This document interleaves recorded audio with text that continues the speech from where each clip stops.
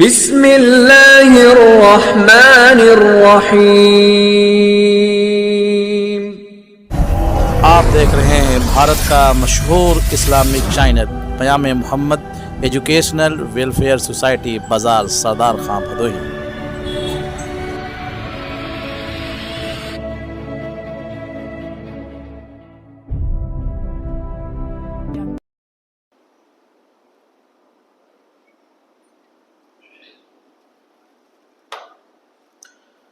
السلام علیکم ورحمۃ اللہ وبرکاتہ۔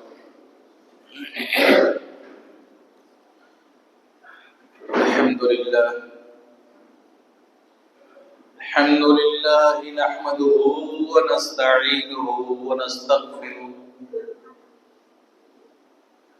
ونؤمن به ونتوکل علیہ ونعوذ باللہ من شرور انفسنا ومن سیئات اعمالنا من يهده الله فلا مضل له ومن يضلل فلا هادي له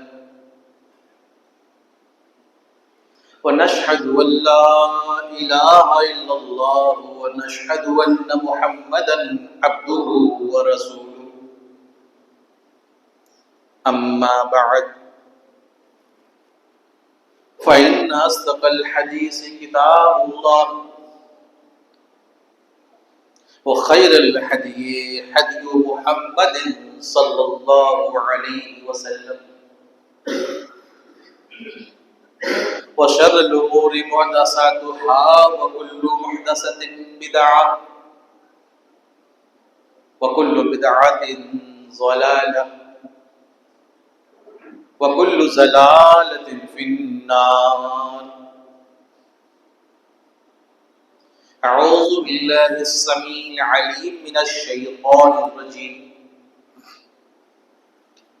بسم الله الرحمن الرحيم۔ يا أيها الذين آمنوا اتقوا الله حق تقاته ولا تموتن إلا وأنتم مسلمون۔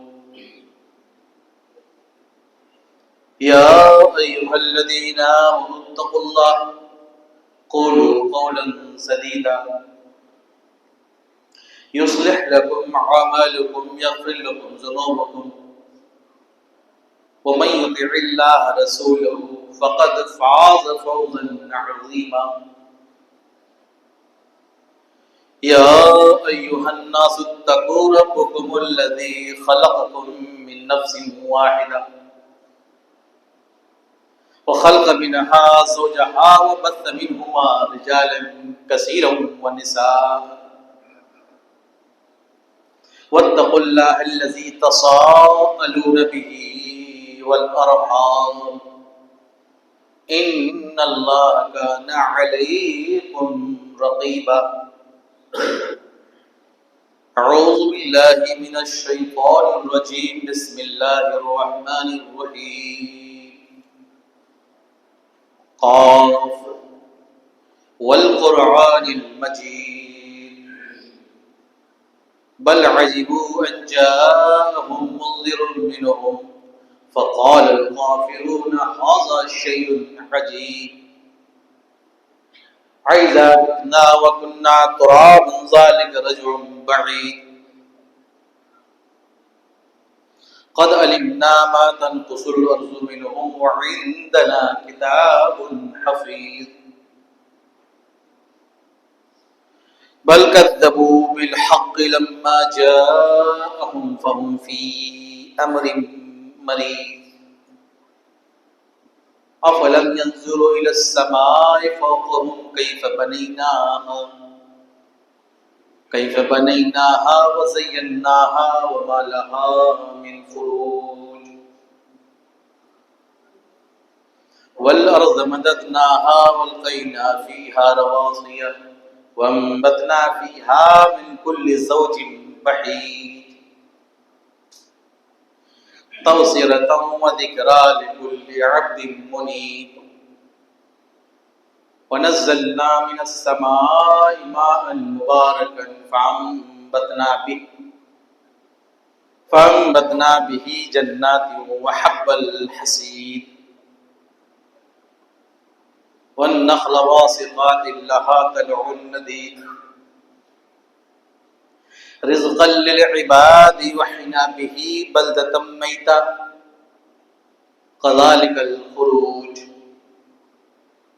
كذبت قبلهم قوم نوح واصحاب الرس وثمود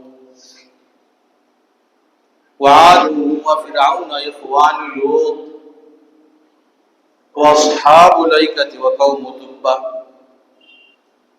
كل كذب الرسول فحق وعيد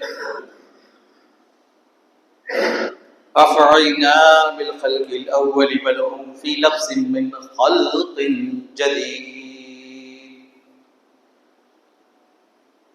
قال الله تبارك وتعالى في القرآن المجيد والفرقان الحميد وما الحياة الدنيا إلا متاع الغرور وقال النبي صلى الله عليه وسلم وعن أبي هريرة رضي الله تعالى عنه قال قال رسول الله صلى الله عليه وسلم أكثروا ذكر حادم اللذات الموت فإنه لم يذكره أحد في ضيق من العيش إلا وسعه عليه رواه البخاری۔ سب سے پہلے تمام قسم کی تعریفات، توصیفات، بڑائی، کبریائی، بزرگی، بہتری اور برتری، ہر طریقے کی تعریف و توصیف و تمجید اللہ سبحانہ و تعالی کے لیے لائق و زیبا ہے۔ وہ اللہ جو اس برہمانڈ کا تنہا رچیتا ہے، سمپورن جگت کا مالک ہے، کلی کائنات کا رب ہے۔ بعد ہو لاکھوں کروڑوں درود و سلام نازل ہو تمام انبیاء کرام پر، خصوصاً امام کائنات محمد رسول اللہ صلی اللہ علیہ وسلم پر اور ان کے آل و اصحاب پر۔ حاضرین جمعہ، بزرگوں اور دوستوں، نوجوان ساتھیوں اور پیارے بچوں، پردہ نشین ماؤں اور بہنوں، جیسا کہ پچھلے ہفتے موت کے بارے میں چند باتیں آپ حضرات کے سامنے پیش کی گئی تھی، آج بھی موت سے ہی جڑی ہوئی چند باتیں آپ حضرات کے سامنے پیش کی جائیں گی۔ اس سے قبل پچھلے ہفتے ہمارے پاس ایک اہم مسئلے پہ بات ہوئی تھی کہ کرسی پر نماز کیسے پڑھا جائے، کہاں تک بہتر ہے۔ اس میں صرف 3 چیزیں ہمیں ہمیشہ یاد رکھنے کی ضرورت ہے۔ سب سے پہلی چیز یہ ہے کہ انسان کے جسم میں اگر تھوڑی بہت تکلیف آ جائے تو اسلام کے لیے اس کی قربانیاں بھی بنتی ہیں۔ ایسے تھوڑے موڑے چیزوں کے ساتھ اس عمل کو نہ کیا جائے۔ دوسری بات یہ ہے کہ اس کو کرسی پر نماز پڑھنے کا لاسٹ آپشن بنایا جائے، فرسٹ پرائرٹی دے دی جائے۔ تیسرا کہ نماز پہ طریقہ جو ہے، یہ لائن جو سیدھی کھینچ رکھی ہے تاکہ لائن ہر انسان کی، ہر مصلی کی سیدھی رہے، تو کرسی کے اندر 2 پیر ہوتے ہیں، آگے اور پیچھے بھی 2، تو پچھلا والا پیر اس لائن پر رکھا جائے تاکہ پیچھے والے نمازی جو نماز پڑھ رہے ہیں انہیں کوئی تکلیف نہیں۔ یہ 3 باتیں ہم اپنے ذہن میں رکھیں گے تو انشاءاللہ اس مسئلے کے اندر کوئی دقت نہیں آئے گی۔ اصل میں مسئلہ کیا ہو رہا ہے، سوشل میڈیا کا زمانہ ہے، اس پہ کوئی مسئلہ آ جائے جس کے بارے میں ہمیں علم واقعی ہے، اس کو آگے ریکمینڈ کیا جا سکتا ہے کیونکہ وقت کا تقاضا ہے۔ مگر اگر کلی طور پر بھروسہ کر لیا جائے کہ اب دین سے سوشل میڈیا سے سیکھنا ہے تو یہ مناسب نہیں، کیونکہ آپ سوشل میڈیا پہ آپ پوچھیں گے کہ اس دنیا کا مالک کون ہے، تو اس پہ اس دنیا کا مالک عیسیٰ علیہ السلام بھی چلائے گا، اس دنیا کا مالک پیٹر بھی چلائے گا، اور دیگر اور لوگوں کا بھی نام لکھ کر آپ کے سامنے آ جائے گا. تو یہ ہمیں جاننا ہے کہ دنیا کا مالک کون ہے، تب تو ہم چن پائیں گے. تو لہٰذا سوشل میڈیا کا استعمال بہتر ہے، وقت کا تقاضا ہے، کرنا چاہیے.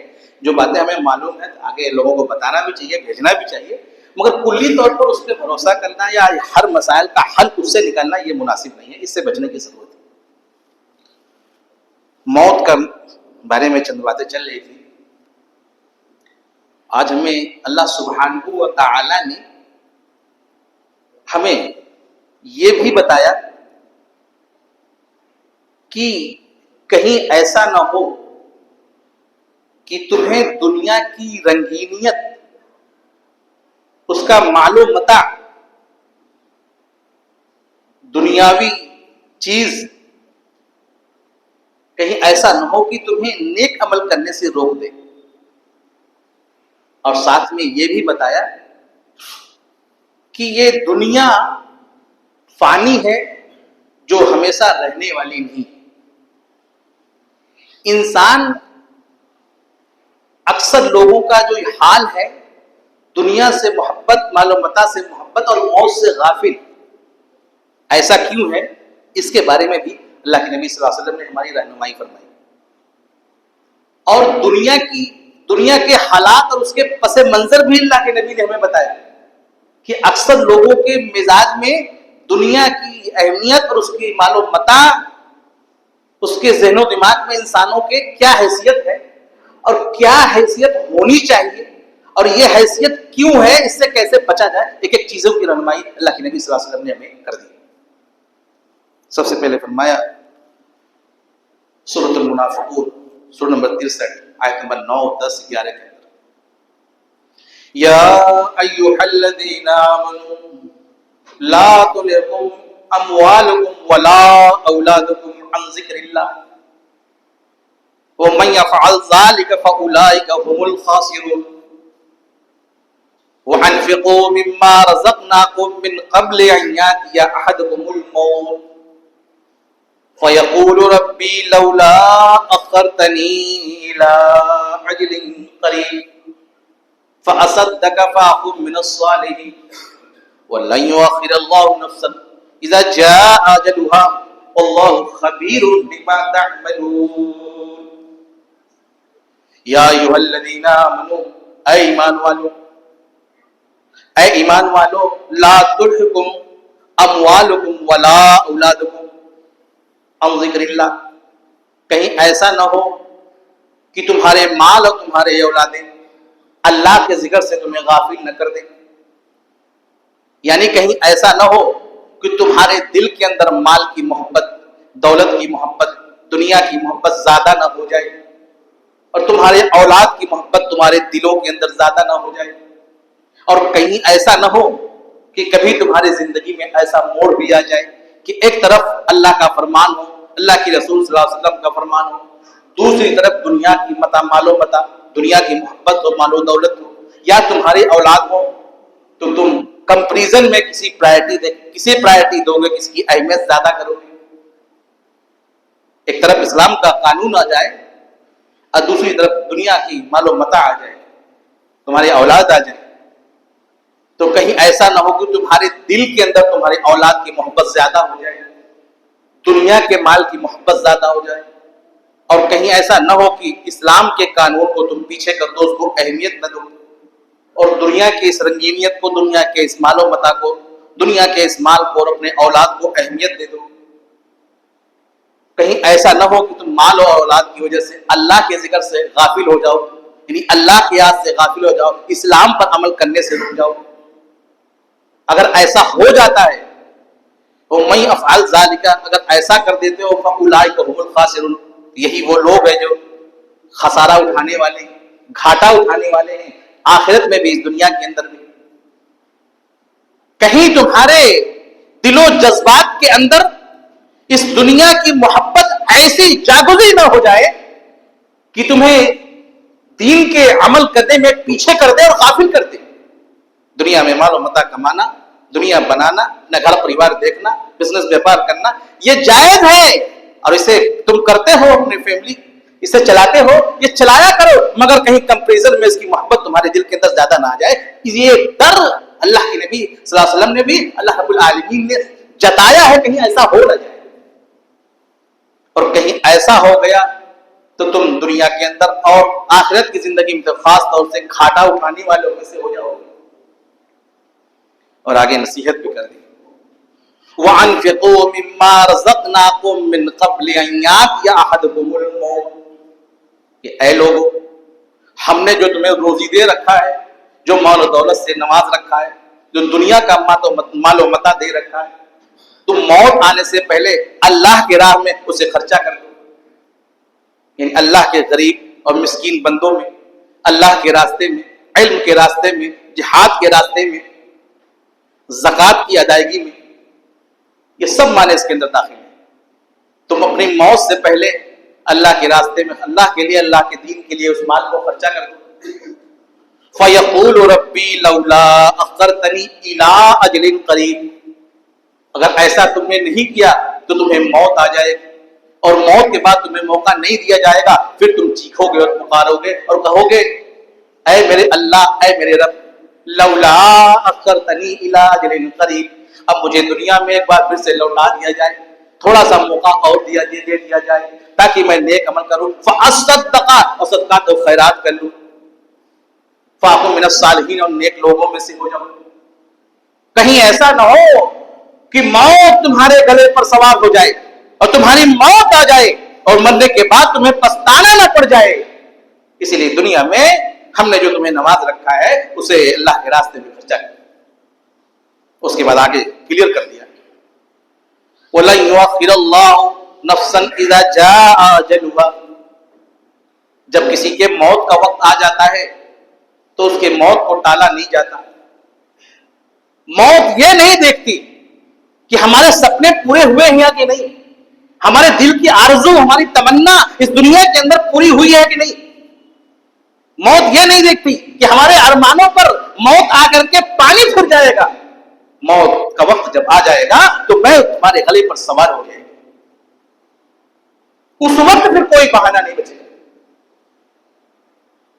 سورہ نمبر 102 سورۃ التکاثر پارہ نمبر 30 کے اندر اللہ رب العالمین نے اسی مال و متاع کے بارے میں واضح کیا ہے. فرمایا الہاکم التکاثر حتی زرتم المقابر, کہ اے لوگوں, کہیں ایسا نہ ہو کہ مال کے کثرت کی چاہت تمہیں ہلاک نہ کر دے. حتی زرتم المقابر, یہاں تک کہ تم قبر کی زیارت کر لو, یعنی مر جاؤ اور قبر کے اندر آ جاؤ. قبر میں آنے سے پہلے کہیں تمہارے دل کے اندر اس مال و متاع کی, اس دنیا کی چاہت کہیں زیادہ نہ پڑ جائے, مال کی کثرت تمہارے دلوں کے اندر زیادہ نہ پڑ جائے. اس سے پہلے تم اپنی اصلاح کر لو اور اللہ اور اس کے رسول کے فرمان کو اس دنیا کے اندر ہر معاملے میں, ہر مسئلے میں ماننے کے لیے تیار ہو جاؤ. حتی زرتم المقابر کلا سوف تعلمون, ان قریب تم جان لو گے. تاکید کیا کہ تب تمہیں پتہ چل جائے گا جب موت تمہارے پاس آ جائے گی اور اللہ کے بارگاہ میں تمہیں کھڑے ہو کر ایک نعمتوں کا حساب دینا ہوگا. کلا سوف تعلمون ثم کلا سوف تعلمون, پھر ان قریب تم جان لو گے. تاکید اور کلا لو تعلمون, ان قریب تم جان لو گے. بار بار تاکید کی کہ بالکل پتہ چل جائے گا, لہذا موت سے پہلے موت کی تیاری کر لو.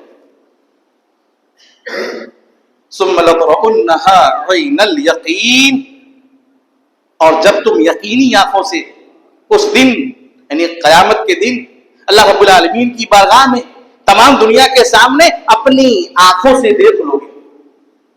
ثم لتسألن یومئذ عن النعیم, اور پھر تم سے اللہ کی تمام نعمتوں کے بارے میں سوال کیا جائے گا. یعنی تم موت سے پہلے موت کی تیاری کر لو. کیا تم اس بات کا انتظار کر رہے ہو کہ موت آ جائے اور اللہ کی بارگاہ میں حاضری دے دو؟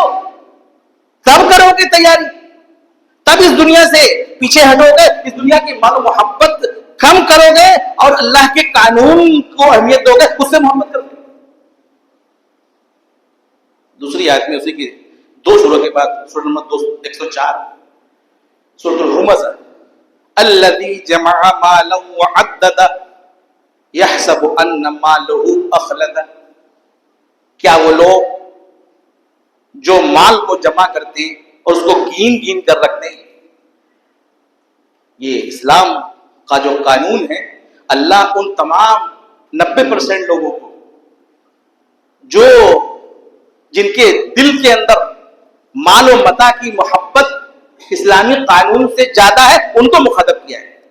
جیسا کہ ہم کسی بستی یا کئی لوگوں کے بارے میں کہہ دیتے ہیں کہ فلاں جگہ کے لوگ خراب ہیں، اس کا مطلب یہ نہیں کہ 2-4 وہاں اچھے بھی ہیں. کچھ ہے زیادہ جب تعداد جس کی ہو جاتی ہے اسی سے مخاطب کیا جاتا ہے. یہ لینگویج کا ایک ٹیکنیک ہے، طریقہ ہے. تو اللہ رب العالمین نے ان 90% لوگوں کو مخاطب کیا ہے جن کے دلوں کے اندر دنیا کی محبت زیادہ ہے.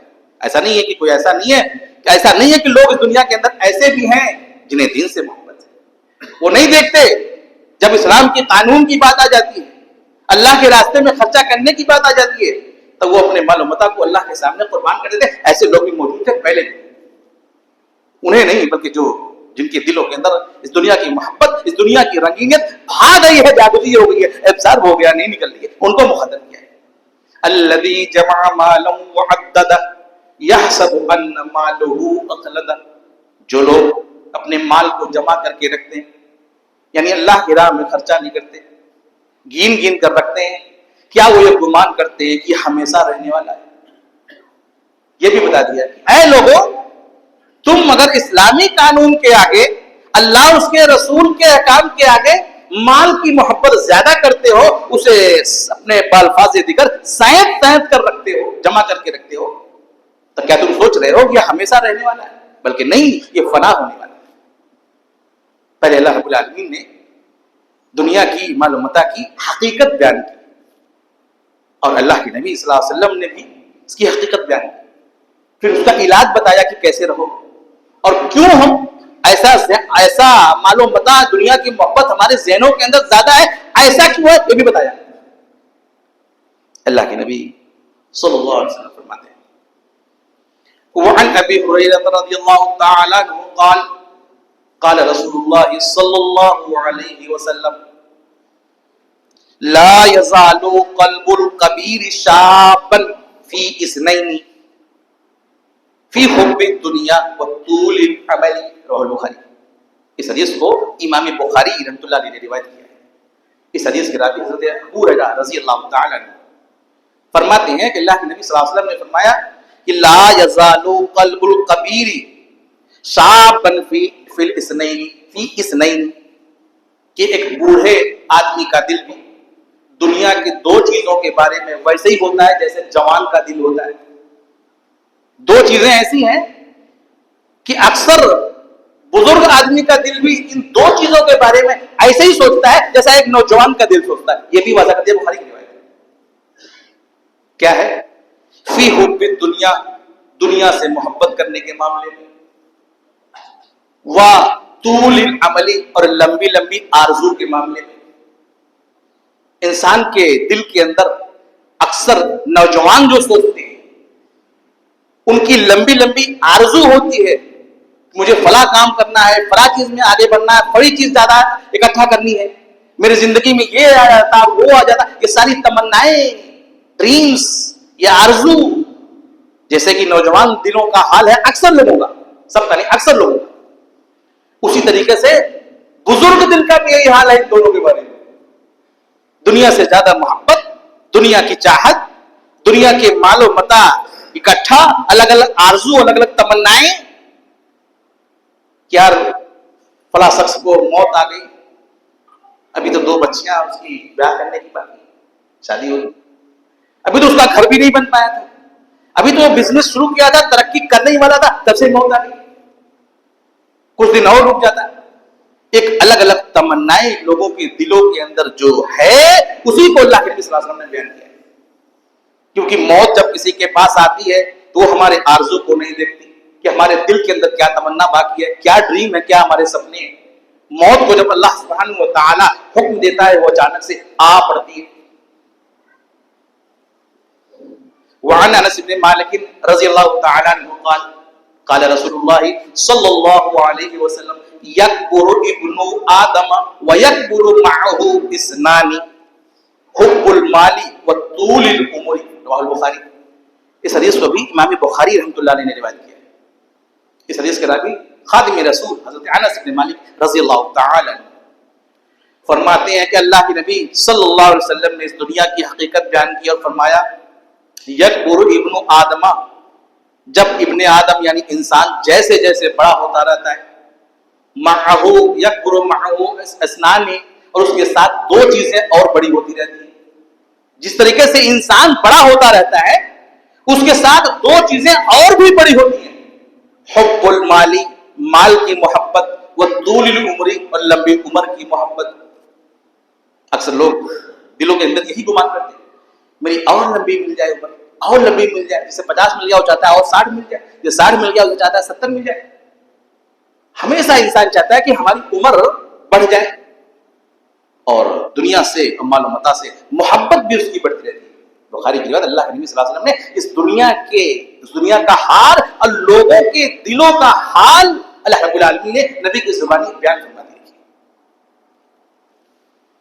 حضرت عبداللہ ابن مسعود رضی اللہ تعالی عنہ ابن ماجہ کی روایت فرماتے ہیں کہ اللہ کے نبی صلی اللہ علیہ وسلم نے اس دنیا کی یا لوگوں کے دلوں کے حال کو بیان کیا ہے. اللہ رب العالمین نے اللہ کے نبی کی زبان سے یہ بیان کروایا کہ ایک بار اللہ کے نبی صلی اللہ علیہ وسلم نے ایک ایسے لمبی لکیر کھینچی، لمبی لکیر، اور اس کے چاروں طرف مربع یعنی چوکور لکیر کھینچی، ادھر کھینچا ادھر کھینچا ادھر بھی کھینچا اور ادھر کھینچا، چاروں طرف کھینچ دیا اور بیچ میں ایک لمبی لکیر کھینچی. اور وہ جو لمبی لکیر ہے وہ چاروں طرف جو لکیریں کھینچی ہوئی ہیں اس کو کراس کر کے باہر نکلی ہوئی ہے. اس کے بعد وہ لمبی لکیر کے رائٹ اور لیفٹ سائڈ میں ایک ایک لکیر کھینچی چھوٹی چھوٹی. اس کے بعد اللہ کے نبی صلی اللہ علیہ وسلم نے اس لمبی لکیر پر پہلے انگلی رکھی، فرمایا حاضل انسان، یہ انسان ہے. یہ چاروں طرف سے جو مربع چوکور لکیر گھیری ہوئی ہے یہ انسان کی موت ہے، یعنی انسان کو موت نے چاروں طرف سے گھیر رکھا ہے. اور یہ جو لمبی لکیر انسان ہے، چوکور لکیر کو کراس کر کے جو باہر نکلی ہوئی ہے یہ انسان کی آرزو ہے، اس کی تمنائیں، اس کے سپنے، اس کے ڈریمز ہیں. کہ انسان کے سپنے، اس کے آرزو کتنے لمبے ہیں، حالانکہ وہ سوچتا نہیں کہ چاروں طرف سے اس کو موت نے گھیر رکھا ہے. اور اس لمبی لکیر کے لیفٹ رائٹ میں جو چھوٹی لکیر کھینچی یہ انسان کی دنیاوی مصیبتیں ہیں. یعنی جو دنیاوی مصیبتیں چھوٹی چھوٹی آتی رہتی ہیں اور دھیرے دھیرے کر کے ختم ہوتی رہتی ہیں، مگر موت نہیں ختم ہوتی، موت نے ان کو چاروں طرف سے گھیر رکھا ہے. انسان کی آرزو اتنی لمبی، حالانکہ اسے سوچنا چاہیے کہ چاروں طرف سے موت نے گھیر رکھا ہے. اچھا، انسان کا یہ حال اللہ رب العالمین نے سب سے پہلے تو ڈر جتایا کہیں دنیا کی محبت اور مال اور اولاد تمہیں ہلاک نہ کر دے. پھر اللہ کے نبی صلی اللہ علیہ وسلم سے ہمیں دنیا کی حقیقت اور لوگوں کے دلوں کا حال بتایا کہ دنیا کی حقیقت اور لوگوں کے دلوں کا حال اکثر لوگوں کا کیا ہے. اس کے بعد لوگوں کی دنیا سے مال و متاع سے محبت ایسا کیوں ہے یہ بھی بتا دیا. فرمایا ایسا اس لیے ہے کہ انسان موت سے غافل ہے، موت سے غافل ہے. موت کو یاد کیا کرو، کیونکہ جو انسان موت سے غافل نہیں ہے اور موت کو یاد کرتا ہے، اور جب کسی کے موت کے وقت وہ حاضر رہتا ہے اور اس کے اوپر جو موت کی سختیاں آتی ہیں اور وہ انسان اسے قبر میں لٹا کر کے جب واپس آتا ہے اور اس کی موت کی سختیاں جو اپنی آنکھوں سے دیکھی ہے اسے سوچتا ہے اور موت کو یاد کرتا ہے تو اس کی دنیا پھیکی پڑ جاتی ہے، دنیا کی رنگینیت اس کے ذہن سے ختم ہو جاتی ہے، مال و متاع کی محبت دنیا سے ختم ہو جاتی ہے، اس کے ذہن و دماغ سے نکل جاتی ہے. جو انسان موت کو یاد کرتا ہے، کسی کو موت کی حالت میں دیکھتا ہے، موت اس پہ طاری ہے، موت کی کشید طاری ہے، اس وقت کو یاد کرتا ہے اور اپنے ذہن و دماغ میں سوچتا ہے کہ دنیا کو ریجیکٹ کر دیتا ہے اپنے سامنے. اور جب انسان کسی کے جنازے میں شامل ہوتا ہے اپنی جگہ وہاں رکھ کر سوچتا ہے کہ آج اس انسان کو نہلایا جا رہا ہے، ایک دن ایسا بھی آئے گا کہ ہمیں بھی نہلایا جائے گا. آج اس انسان کو کفن پہنایا جا رہا ہے، ایک دن ایسا بھی آئے گا کہ ہمیں بھی کفن پہنایا جائے گا. آج اس انسان کو اس قبر میں ڈالا جا رہا ہے، ایک دن ایسا بھی آئے گا کہ ہمیں بھی قبر میں ڈالا جائے گا. اللہ یہ جس انسان کے ذہن میں اس موت کا خیال اور اس کا ذکر آ جاتا ہے وہ موت سے غافل نہیں ہوتا تو دنیا کو ریجیکٹ کر دیتا ہے، اور آخرت کی محبت، اللہ کے نبی کے احکام کی محبت، اللہ کے فرمان کی محبت اس کی دل کے اندر جاگزی ہو جاتی ہے۔ اور اسی موت سے ہم غافل ہیں جو آج ہم گناہوں کے قریب ہیں، گناہوں سے دور نہیں ہو پا رہے، کہ وہ انسان جو موت سے غافل نہیں ہے موت کو یاد کرتا ہے، جب کسی گناہ کو کرتا ہے تو اس کے ذہن و دماغ میں یہ بات آ جاتی ہے، احساس ہو جاتا ہے کہ اس گناہ کو کرتے وقت کوئی نہیں دیکھ رہا مگر میرا اللہ دیکھ رہا ہے، اور ہمیں ایسا نہ ہو کہ اس گناہ کے کرنے کے بعد ہی یا گناہ کرتے وقت ہی موت آ جائے تو میں اللہ کے سامنے کیا جواب دوں گا، لوگوں کے سامنے کیا جواب دوں گا۔ جو انسان موت سے غافل نہیں ہے، موت کو یاد کرتا ہے، وہ گناہ سے بچ جاتا ہے۔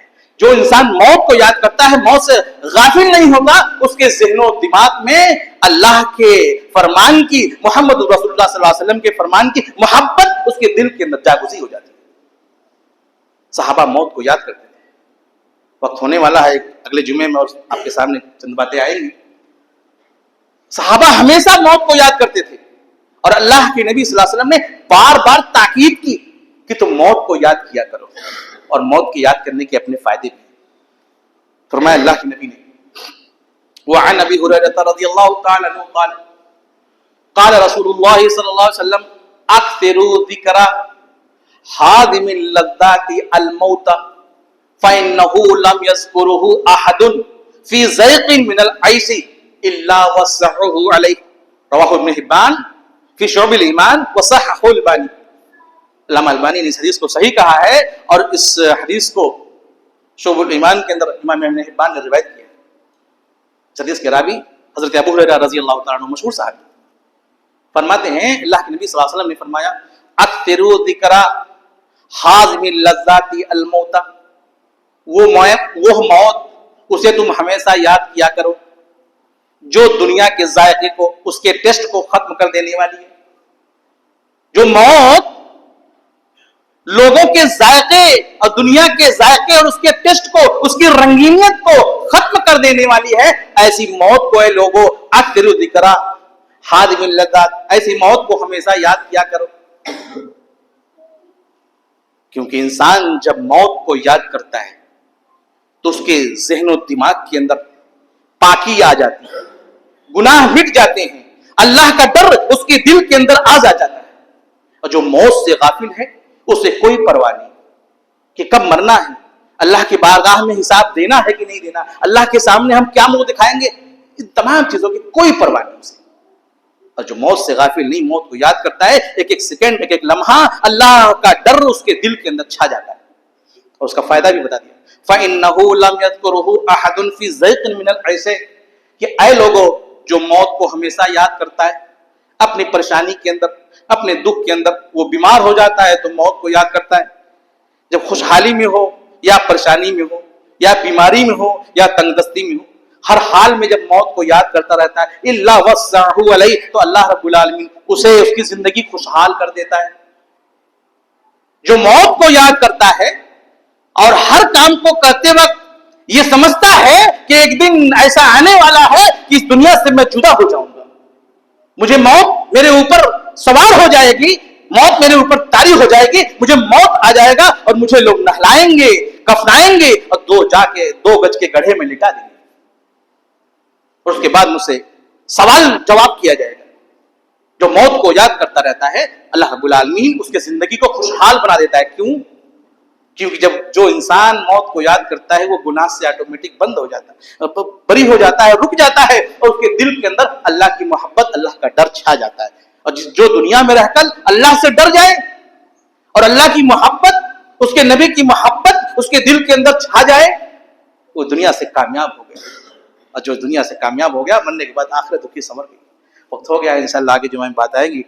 آخر میں دعا ہے الہ العالمین ہم تمام لوگوں کو ہمیشہ ہر گھڑی موت کو یاد کرنے والا بنا دے۔ اے اللہ ہم موت سے غافل ہیں، یا اللہ اپنا ڈر ہمارے دل کے اندر یا اللہ اتار دے۔ اے اللہ جب خاتمہ ہو تو خاتمہ بالخیر ہمیں تمام لوگوں کو نصیب فرما۔ اے اللہ کہنے سننے زیادہ عمل کرنے کی توفیق عطا فرما. بارک اللہ لنا ولکم فی القرآن المجید ونفعنی وإیاکم بلا ذکر انہ تعالی جواد الملک بر رؤوف رحیم.